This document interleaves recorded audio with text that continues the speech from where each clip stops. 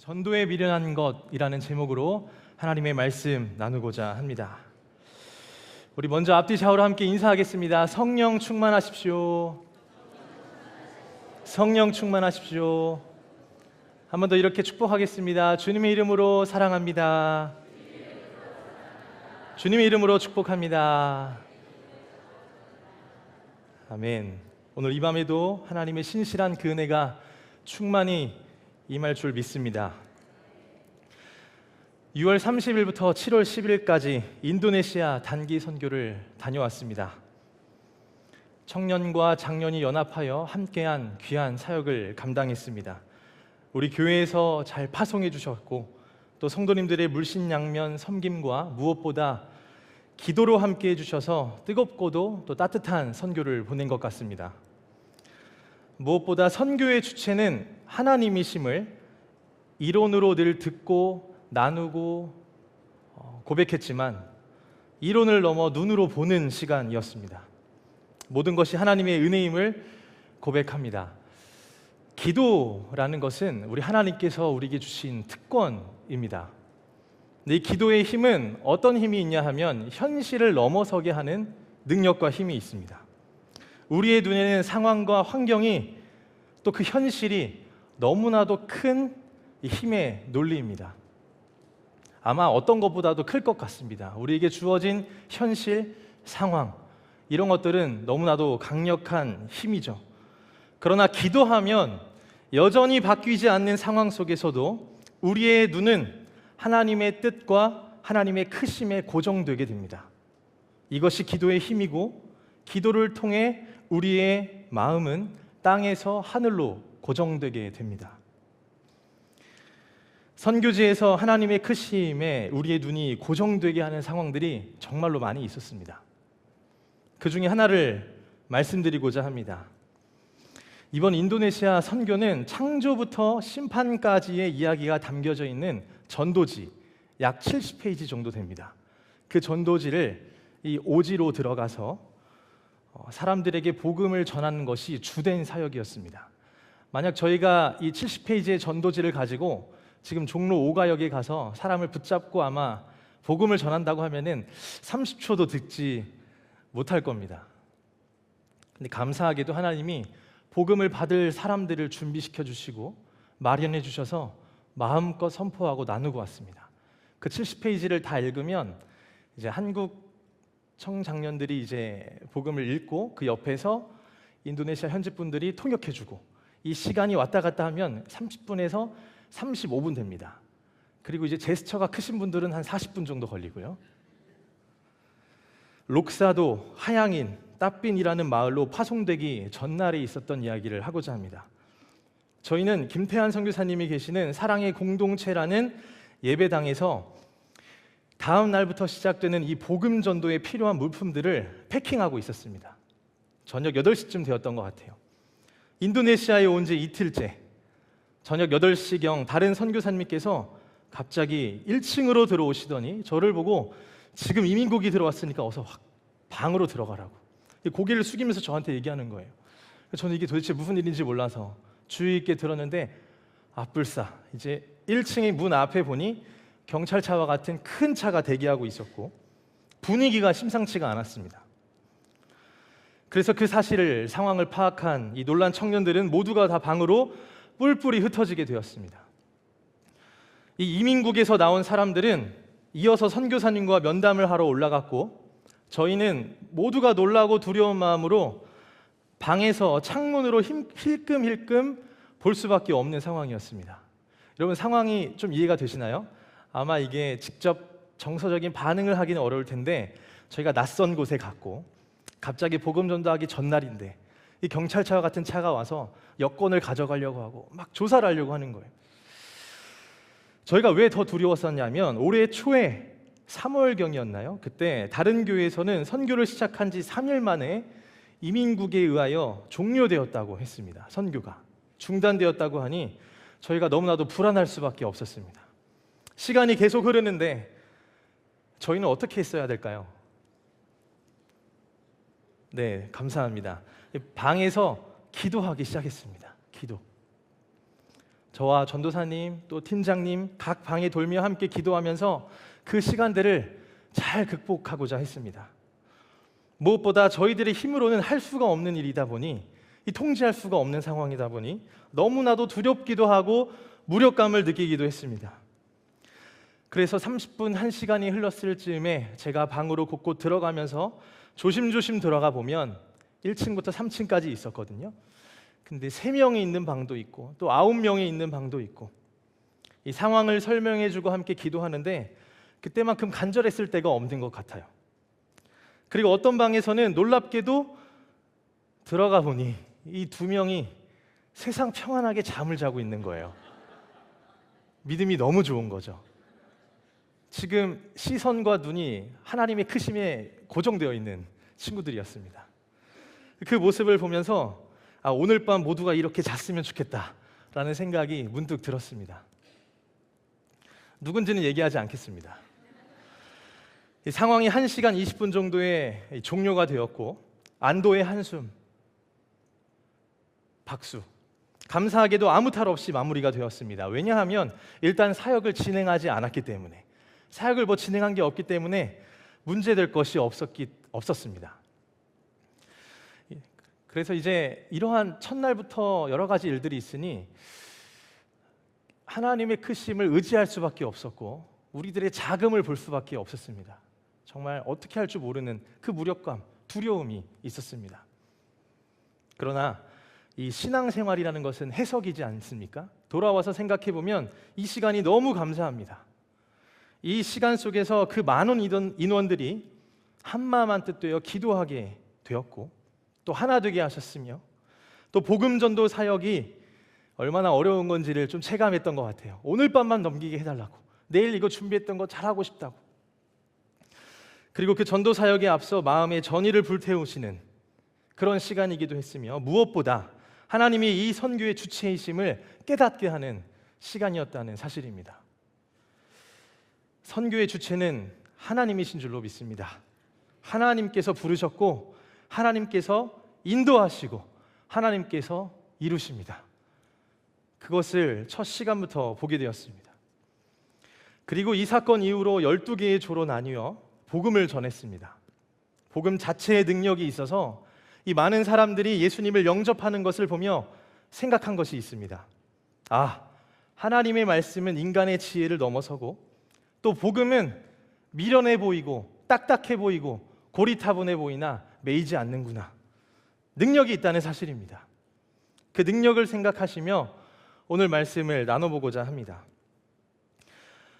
오늘날도 그렇지만 오늘 본문의 배경이 되는 이 고린도 교회 당시에도 사람들은 어떤 게 힘의 논리였냐면 지혜, 논리, 성공, 힘, 이것을 중시했었습니다.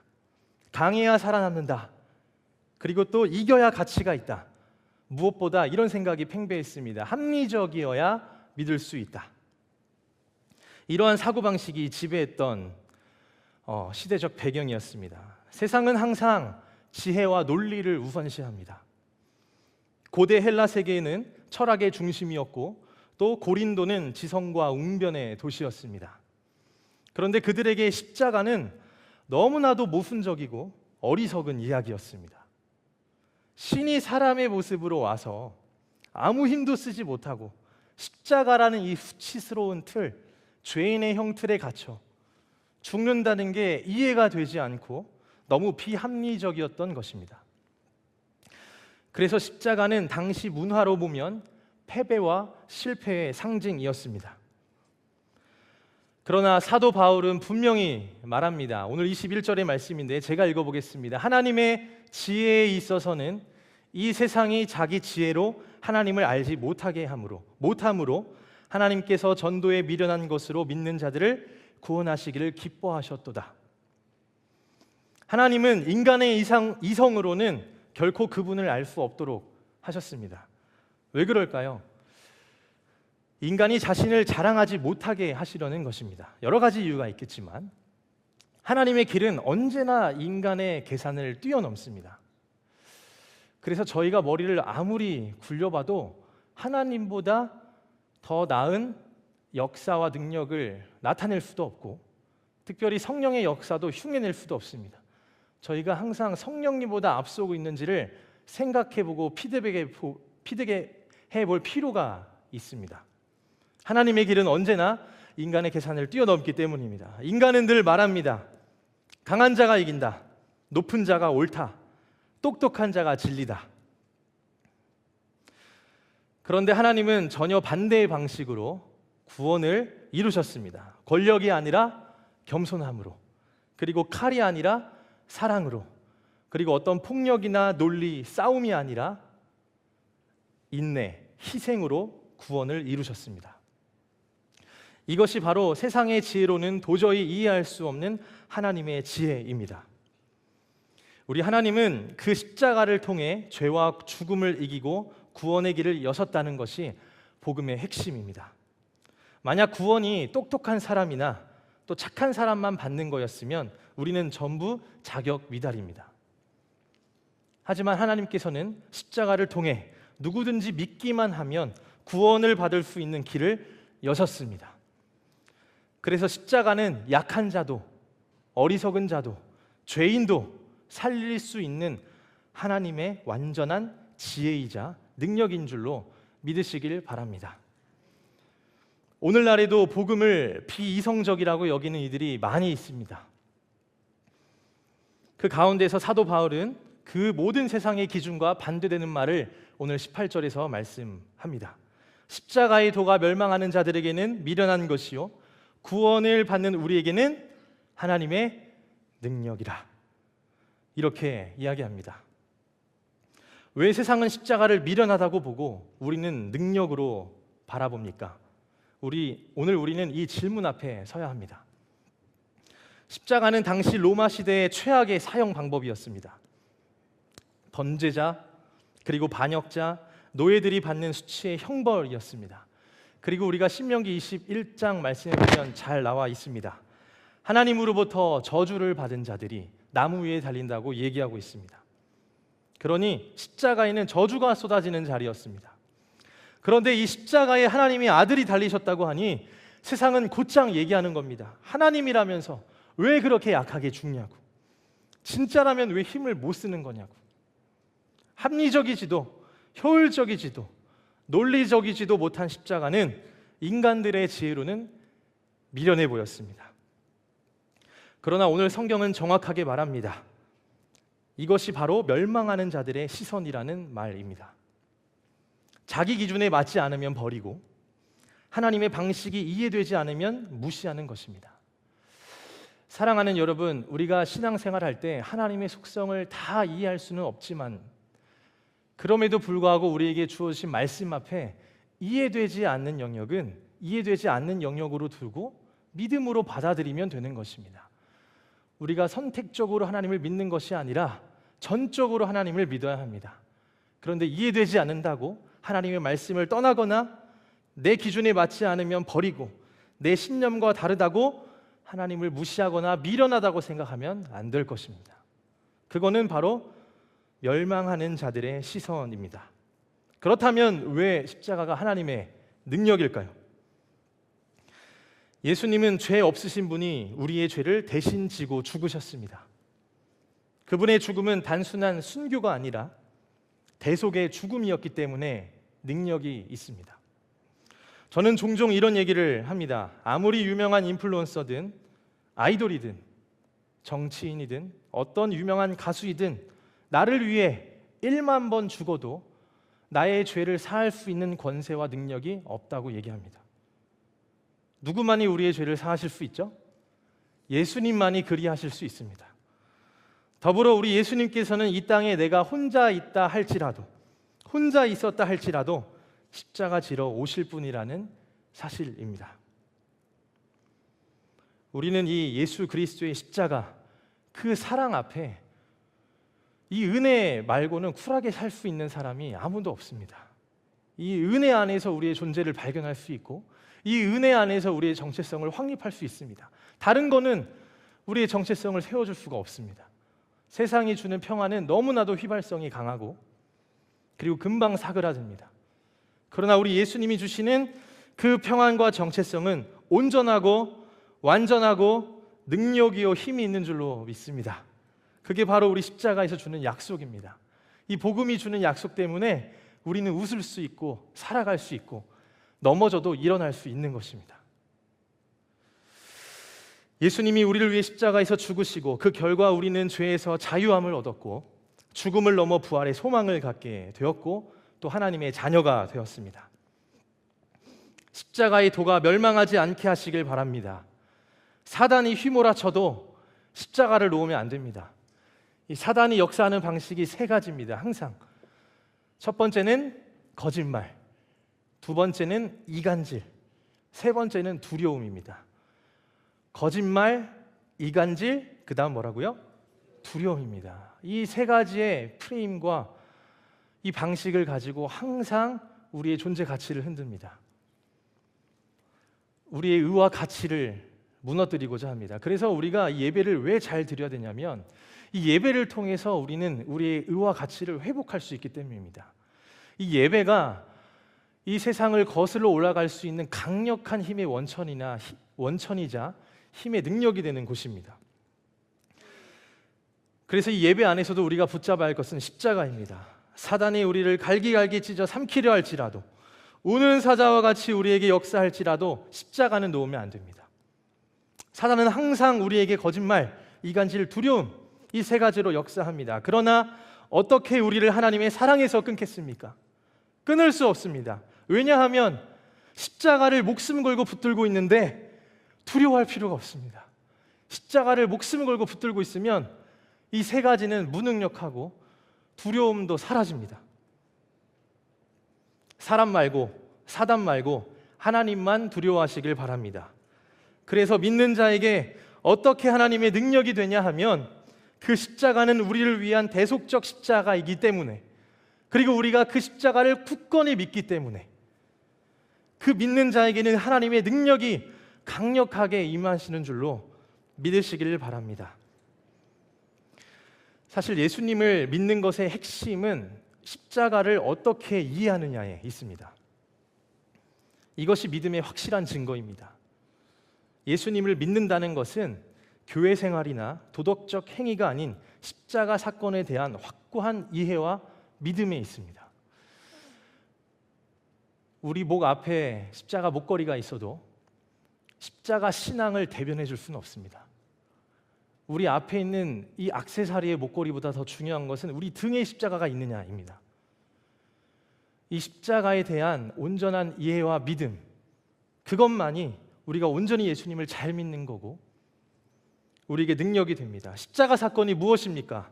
십자가는 인간의 죄가 극명하게 드러난 사건이며 하나님의 사랑과 용서와 은혜의 상징입니다. 하나님은 독생자를 희생시키며 자격 없는 인간을 용서하고 사랑을 보여주셨습니다. 그렇게 십자가는 자격 없는 죄인에게 주어진 가장 위대한 선물이며 하나님의 사랑을 가장 잘 드러내는 사건입니다. 여러분, 하나님의 마음을 알고 싶으신가요? 네, 대답을 하신 걸로 알겠습니다. 하나님의 마음을 알고 싶으시죠? 십자가가 바로 하나님의 마음을 보여주는 거고 알려주는 것입니다. 십자가를 잘 묵상하다 보면 그 안에 하나님의 마음이 너무나도 깊이 있게 담겨져 있습니다. 내가 너를 위해 죽는 게 기쁘다. 내가 너를 용서해 주는 게 기쁘다. 내가 너를 부활의 생명으로 인도한다. 내가 너를 죽은 날, 그 끝날까지 내가 너와 함께하겠다. 라는 이 사랑의 진념과 은혜가 이 십자가 안에 다 담겨져 있습니다. 이 하나님의 마음을 알고자 한다면 다른 곳 갈 필요 없습니다. 어디로 가면 되죠? 십자가로 가면 됩니다.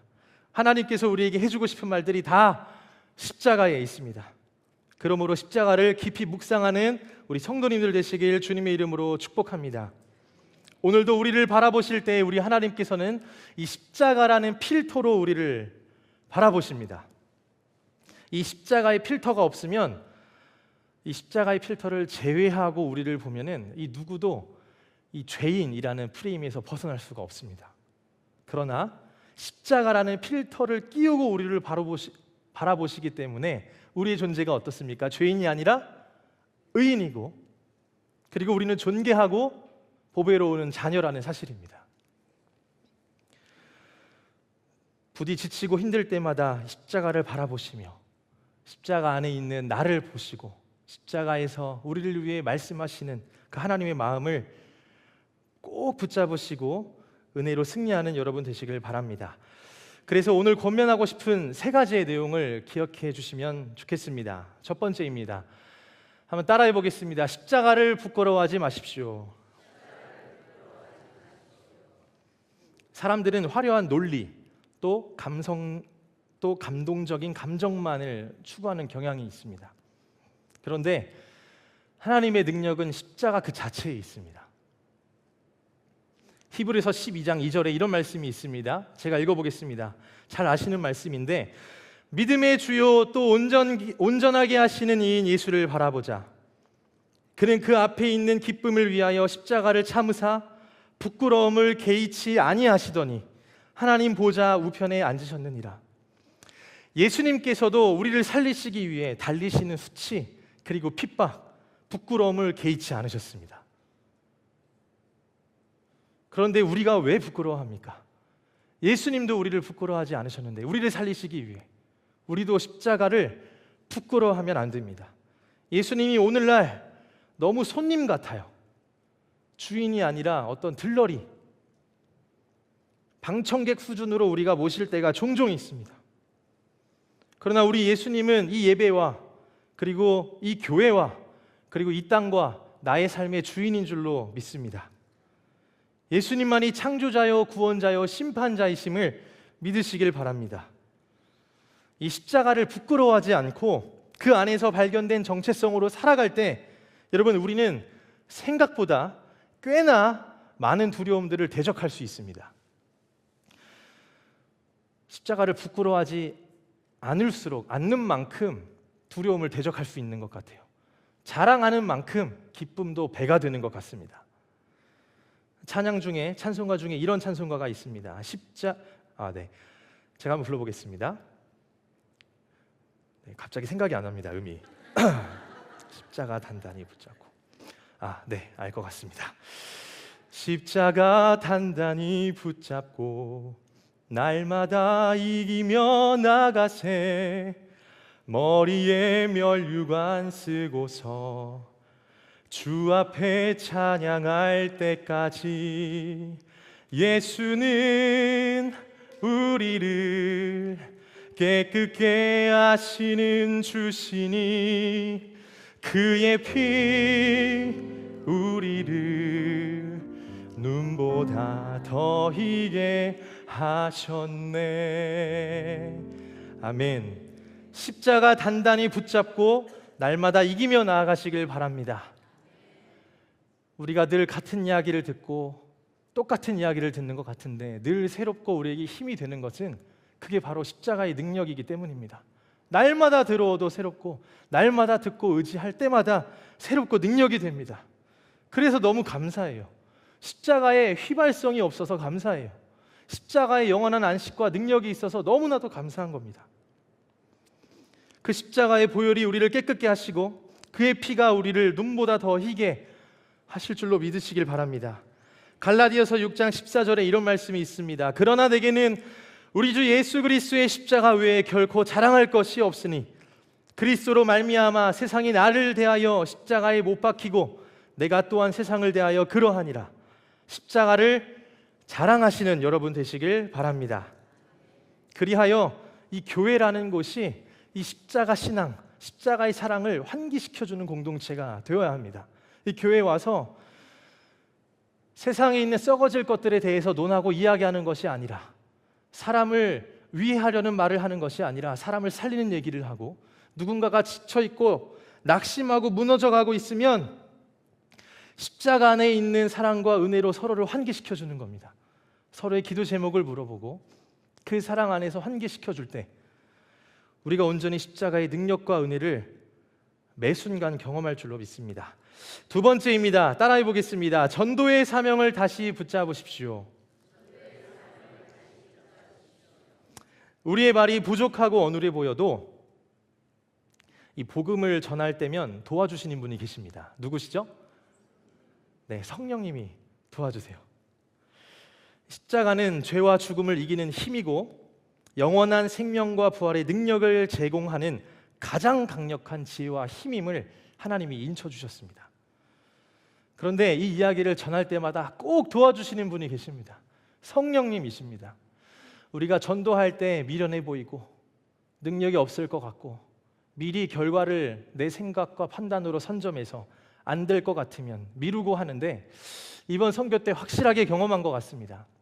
매년 경험했지만 무뎌지는 것 같아요. 부끄럽습니다, 말하기. 그러나 전도할 때마다 도와주시는 분이 계시고 도와주시고 의지하며 그 강력한 십자가의 능력을 얘기할 때 예수님을 영접하는 능력이, 역사가 분명히 나타난다는 사실입니다. 그 열매를 우리가 보지 않아도 우리는 씨를 뿌려야만 하는 그러한 사명이 있는 예배자들입니다. 기억하십시오. 우리의 말에 힘이 있는 것이 아니라 복음의 능력이 있음을 믿으시기를 바랍니다.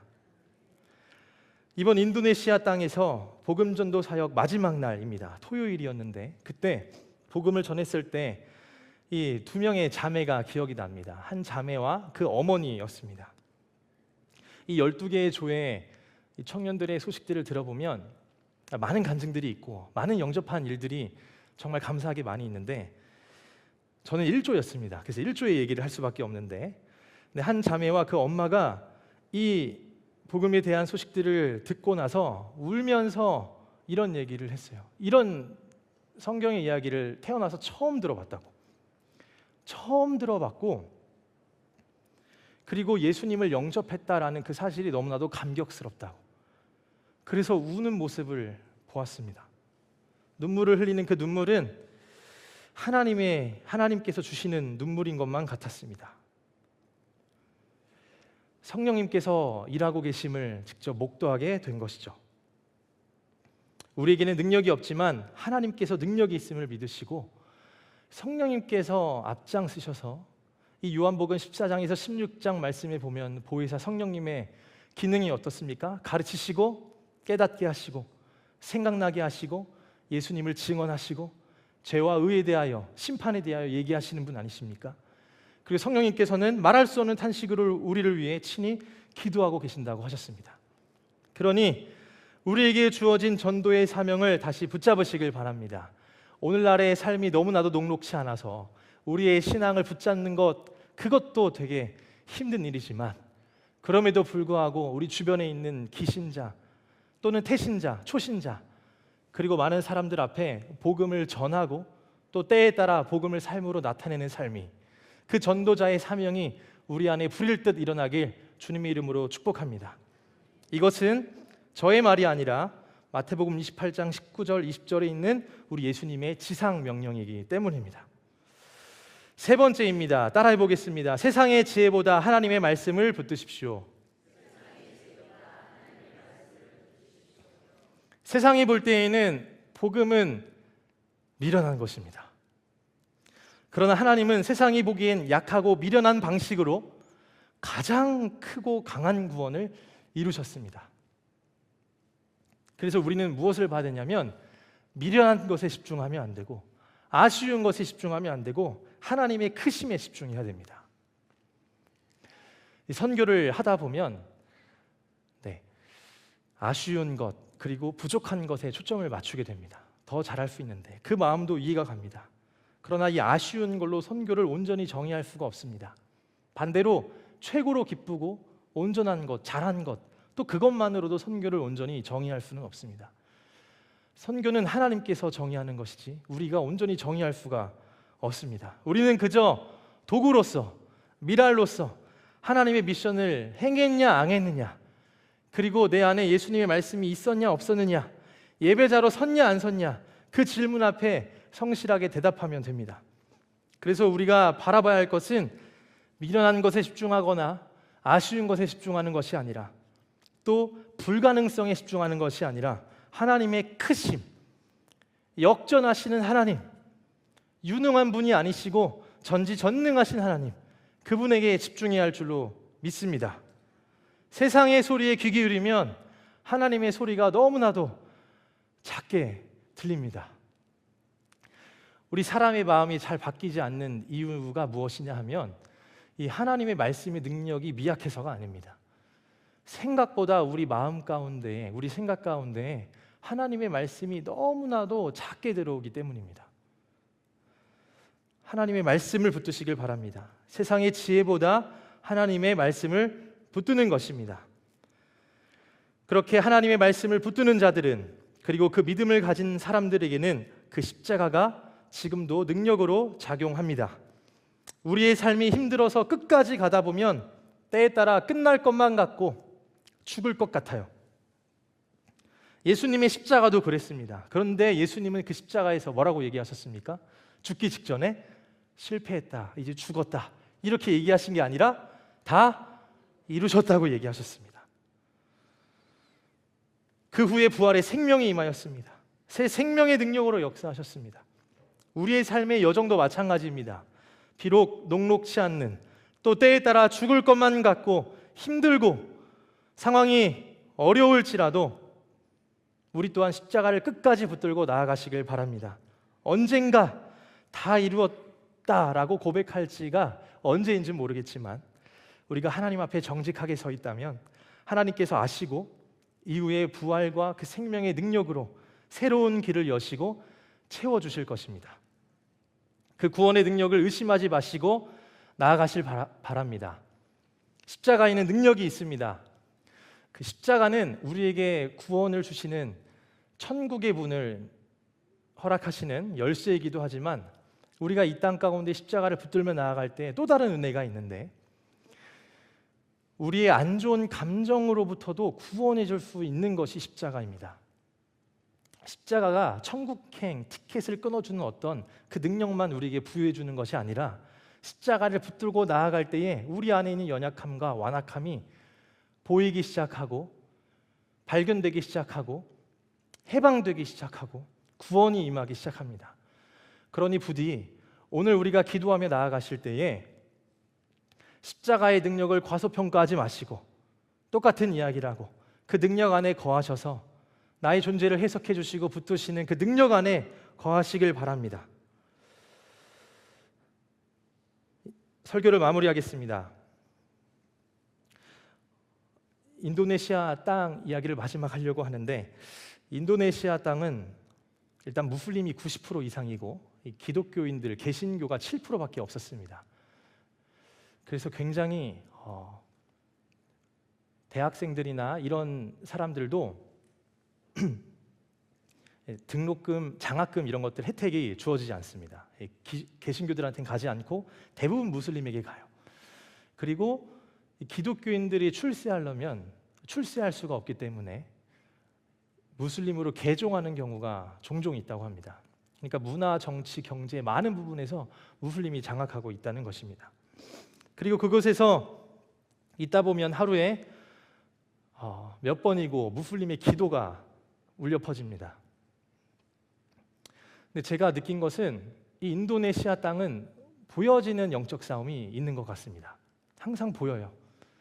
이런 싸움이 있고 저런 싸움이 있고, 제가 어떤 능력이 있어서 보이는 것이 아니라 정말로 눈에 보이도록 그 기도 소리가 너무나도 들리고 눈앞에서 개신교가 핍박받는 것, 차별받는 것이 보인다는 뜻입니다.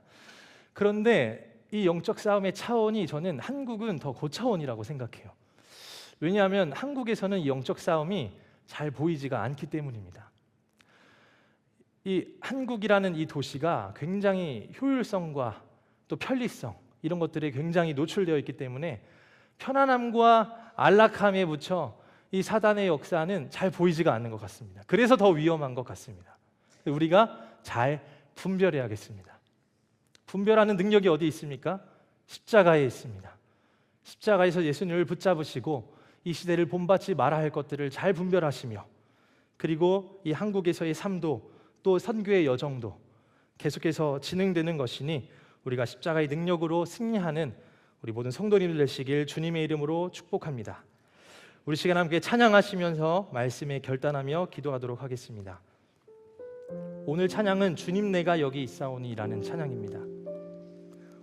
십자가의 은혜와 사랑, 그 능력이 우리 안에 무뎌지거나 희박하거나 기억이 안 난다면 오늘 이 시간 다시 한번 주님 제가 여기 있습니다, 저를 사용하시고 십자가의 능력 안에 거하게 하여 주시옵소서. 할렐루야 할렐루야 찬양하시며 주님께 나아가도록 하겠습니다.